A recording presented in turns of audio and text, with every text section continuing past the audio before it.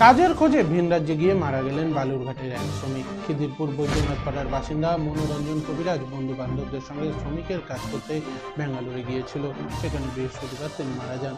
প্রাথমিকভাবে মানসিক দুশ্চিন্তায় তিনি স্ট্রোক অ্যাটাক করেছেন বলে জানা গিয়েছে। বর্তমানে শোকের ছায়া নেমে এসেছে মৃত ওই পরিযায়ী শ্রমিকের বাড়িতে। মৃত পরিযায়ী শ্রমিক বালুরঘাটের দিদির বাড়িতেই থাকতেন। সেখান থেকে কাজ করতেও মণিপুর গ্রামের কয়েকজনের সঙ্গে বেঙ্গালুরুরে কাজ করতে গিয়েছিলেন। বৃহস্পতিবার সকালে শারীরিক অসুস্থতা বোধ করলে বন্ধুরা তাকে মাথায় জল দিতে বলে। তারপরেই তিনি অজ্ঞান হয়ে পড়ে যান। অবশেষে তাকে হাসপাতালে নিয়ে গেলে মাঝ রাস্তায় তিনি মারা যান। হাসপাতালে পৌঁছলে কর্তব্যরত চিকিৎসক তাকে মৃত বলে ঘোষণা করেন। ঘরের ছেলের মৃতদেহ ভিন রাজ্য থেকে বাড়িতে নিয়ে আসার আকুতি পরিবারের সদস্যদের মুখে। শেষবারের জন্য তরতাজা যুবককে দেখার আর্জি পরিবারে।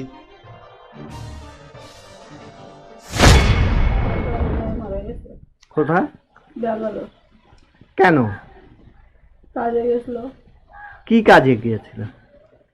ওই মজুরি কাজ করতো মনে হয়, ওই যে ইট বালি টালি মজুরি কাজ করতো। তারপর কি হয়েছিল শুনতে? ওই যে সব কাজে গেছিলো, কাজের থেকে বলে মাথা ঘামায় উঠতেছিল। তারপরে ওখানে গেছিলো, যাওয়ার পরে বলে ওরা সবাই জল দিয়ে তারপরে হাসপাতাল নিয়ে যাবে বলে মারা গেছে। ব্যাঙ্গালোর গিয়ে মারা গেছে।